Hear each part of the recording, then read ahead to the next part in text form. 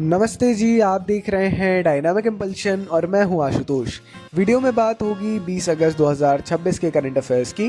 ज्ञान को अधूरा नहीं छोड़ना चाहिए, इसीलिए अंत तक ज़रूर जुड़े रहिएगा। बाकी हम शुरू करते हैं आज के इस वीडियो को आज की पहली जानकारी के साथ। इंड्रा ने वित्त वर्ष 2027 के लिए भारत के विकास पूर्वानुमान को बढ़ाकर 6.8% कर दिया है। हाल ही में इंड्रा ये जो कंपनी है, आप कह सकते हैं समूह है, इसने एक नवीनतम रिपोर्ट जारी की है जिसमें कच्चे तेल की कम कीमतों के चलते वित्त वर्ष 27 में उसके लिए जो है अपने विकास अनुमान को 6.7% से बढ़ाकर 6.8% कर दिया है। ये रेटिंग एजेंसी ने यह भी कहा है इसमें कि एल नीनो मौसम पैटर्न, उच्च मुद्रास्फीति दर, पश्चिम एशिया में भू राजनीतिक चिंताओं और कमज़ोर वैश्विक व्यापार प्रदर्शन के कारण आर्थिक विकास के दृष्टिकोण के लिए संभावित जोखिम मौजूद है।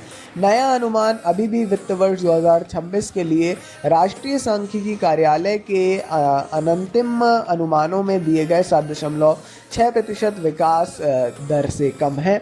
वित्त वर्ष 2027 के लिए इंडरा द्वारा अनुमानित कच्चे तेल की कीमत को $95 प्रति बैरल से घटाकर $85 प्रति बैरल कर दिया गया है। इंड्रा के अनुसार अन्य सभी कारक समान रहते हैं तो जो है ये 6.7% से 6.8% होगा, है ना। तो ज़रूरी है, थोड़ा सा जान लेंगे तो अच्छा रहेगा। चूँकि इकोनॉमिक्स से जुड़ा एक टॉपिक है तो कहीं ना कहीं अपन इग्नोर ना करें तो ज़्यादा बेहतर है। आगे बढ़ते हैं अगली न्यूज़ की ओर। दक्षिण सूडान में जो है तैनात 2010 भारतीय सैनिकों को संयुक्त राष्ट्र पदक प्राप्त हुआ है। हाल ही में दक्षिण सूडान में यूएन जो होता है ना, संयुक्त राष्ट्र मिशन में सेवारत कुल 210 भारतीय शांति सैनिकों को पीस मेकर इनको उत्कृष्ट सेवा के लिए प्रतिष्ठित संयुक्त राष्ट्र पदक से सम्मानित किया गया है। यह समारोह जुबा में आयोजित किया गया जिसमें 6 महिला शांति सैनिकों और 7 स्टाफ अधिकारियों को पुरस्कार प्रदान किए गए। संयुक्त राष्ट्र ने संकट की स्थितियों, चिकित्सा आपात स्थितियों और जीवन रक्षक अभियानों में भारत के शांति सैनिकों के योगदान को रेखांकित किया। ये पुरस्कार अंतर्राष्ट्रीय शांति अभियानों में भारत के शांति सैनिकों की निरंतर भूमिका को दर्शाता है। दक्षिण सूडान में संयुक्त राष्ट्र मिशन ने इस पुरस्कार की घोषणा करते हुए ऐसी परिस्थितियों में अपनी सेवा के दौरान भारतीय कर्मियों द्वारा दिखाए गए साहस और करुणा के लिए उन्हें धन्यवाद दिया। कहीं ना कहीं एक ज़रूरी जानकारी इसीलिए हो जाती है क्योंकि ये यूएन पीस मेकर जो पूरा समूह होता है बहुत महत्वपूर्ण भूमिका निभाता है। कहीं ना कहीं ज़रूरी है, पढ़िएगा इसके बारे में। आगे बढ़ते हैं अगली जानकारी की ओर। तमिलनाडु में तीसरे बच्चे के लिए मातृत्व अवकाश बढ़ाकर 365 दिन कर दिया गया है। थोड़ी ज़रूरी है ये जानकारी। तमिलनाडु सरकार ने मातृत्व अवकाश के संबंध में एक महत्वपूर्ण नीतिगत बदलाव हाल ही में किया है। अब तीसरी संतान होने पर भी जो है माफ़ कीजिए, तीसरी संतान जब होगी ना तब महिला सरकारी कर्मचारी हैं इनको 12 सप्ताह के बजाय 365 दिनों का अवकाश दिया जाएगा। तो ये एक बहुत ही बड़ा बदलाव है ना। तो मानव संसाधन प्रबंधन मंत्री डी शरद कुमार के अनुसार राज्य सरकार का ये निर्णय महिला सशक्तिकरण और सामाजिक कल्याण की पहलों को ध्यान में रखते हुए लिया गया है। जल्द ही एक सरकारी आदेश जारी होने की उम्मीद है जिसमें नई नीति और इसके कार्यान्वयन के साथ साथ लागू होने वाली शर्तों का विस्तृत विवरण दिया जाएगा। तो कहीं ना कहीं भैया थोड़ा सा इसको पढ़ सकते हैं। बहुत बहुत बहुत इम्पोर्टेंट नहीं है मगर हाँ थोड़ा इम्पोर्टेंट है क्योंकि एक बड़ा नीतिगत बदलाव है, ना सिर्फ तमिलनाडु के लिए बल्कि राष्ट्रीय स्तर पर भी इसकी चर्चा है ना। चलिए आगे बढ़ते हैं अगली जानकारी की ओर। तो सेमिकॉन इंडिया 2026 भारत के बढ़ते चिप इकोसिस्टम को प्रदर्शित करेगा। भारत में सेमिकॉन इंडिया 2026 जो है इसकी मेज़बानी के लिए भारत तैयार है। देश में सेमीकंडक्टर उद्योग से संबंधित सभी बड़े आयोजन में से ये जो है सबसे बड़ा आयोजन है। तो ये 5वां संस्करण है उसका। 17 से 19 सितंबर तक यशोभूमि द्वारका नई दिल्ली में आयोजित किया जाएगा, हर साल होता है। ये आयोजन भारत के लिए महत्वपूर्ण समय हो रहा है क्योंकि इंडिया सेमीकंडक्टर मिशन के पहले चरण में शुरू की गई पहले अब पूरी तरह से लागू होने के करीब है। सेमिकॉन इंडिया में भारत 500 से अधिक प्रदर्शकों, 290 से अधिक अंतर्राष्ट्रीय कंपनियों और 40 से अधिक देशों के प्रतिनिधि मंडलों का प्रतिनिधित्व करने वाला है। मेज़बानी हम कर रहे हैं बड़ी बात है, हर साल ही करते हैं। सेमिकॉन इंडिया एक बड़ा मिशन है सेमीकंडक्टर चिप्स के लिए।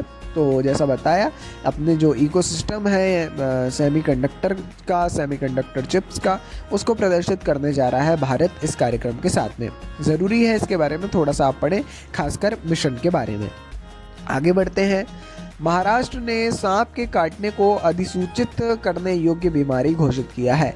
महाराष्ट्र सरकार ने सांप के काटने को एक अधिसूचित रोग घोषित कर दिया है, जिसके तहत संदिग्ध और पुष्ट सांप के काटने के मामले और इससे होने वाली मौतों की रिपोर्ट अस्पतालों, मेडिकल कॉलेजों और स्वास्थ्य सेवा पेशेवरों को देना अनिवार्य हो गया है। इससे निगरानी में सुधार, त्वरित उपचार और अधिकारियों को सांप के जहर से बचाव के लिए उपयुक्त कीटनाशकों की उपलब्धता की योजना बनाने में मदद मिलने की उम्मीद है। ये निर्णय गढ़चिरौली में हुई एक दुखद घटना के मद्देनजर लिया गया है, जहां एक आवासीय विद्यालय में सांप के जहरीले सांप के काटने से 3 आदिवासी छात्राओं की मौत हो गई थी। आपको पता होगा, एक बड़ी दुखद घटना हुई थी और इसके लिए जो है अब इसको बीमारी घोषित कर दिया है, अधिसूचित करने योग्य। तो कहीं ना कहीं इससे जो है पूरे महाराष्ट्र में वहाँ शासकीय अस्पतालों में इसको जो है गंभीरता से लिया जाएगा। तो सांप का काटना एक अधिसूचित करने योग्य बीमारी घोषित हुई है महाराष्ट्र में, है ना। आगे बढ़ते हैं अगली जानकारी की ओर। 16 वर्षीय लक्ष्मणन मैयप्पन सबसे कम उम्र के चार्टेड अकाउंटेंट बन गए हैं। तो लक्ष्मणन मैयप्पन जो है, ये चार्टेड अकाउंटेंट की इनको उपाधि से सम्मानित किया गया है। उन्होंने दुबई में 16 वर्ष और 141 दिन की आयु में विश्व के सबसे कम उम्र के पुरुष चार्टेड अकाउंटेंट के रूप में गिनीज वर्ल्ड रिकॉर्ड प्राप्त किया है। गौरतलब है कि उनकी उपलब्धि केवल उनकी उम्र पर तक सीमित नहीं है, बल्कि वित्त के क्षेत्र में उनके शैक्षणिक और व्यावसायिक पथ की प्रभावशाली गति और व्यापकता को भी दर्शाती है। मैयप्पन की लेखांकन में रुचि कोविड-19 महामारी के दौरान कक्षा 10 की बोर्ड परीक्षा पूरी करने के बाद जागी। उन्हें लेखांकन सिद्धांतों से उनकी मां ने परिचित कराया, जिसमें जिनके पास स्वयं भी ACCA की उपाधि है ना। तो ACCA यानी चार्टेड सर्टिफाइड अकाउंटेंट्स एसोसिएशन। तो कहीं ना कहीं एक बहुत बड़ी बात है भाई, इस उम्र में इतना बड़ा एक अचीवमेंट हासिल कर पाना। बहुत बहुत शुभकामनाएं और ज़रूरी जानकारी। चलिए जी, यदि आज के इस वीडियो की अंतिम जानकारी, प्रतिदिन सुबह 6 बजे हम करंट अफेयर्स लाने का प्रयास निरंतर आपके लिए कर रहे हैं। वीडियो अच्छा लगा हो तो लाइक करिएगा, चैनल पर नए हैं तो सब्सक्राइब करिएगा। वीडियो में अंत तक जुड़े रहने के लिए धन्यवाद। नमस्कार जी, डायनामिक कंपल्शन।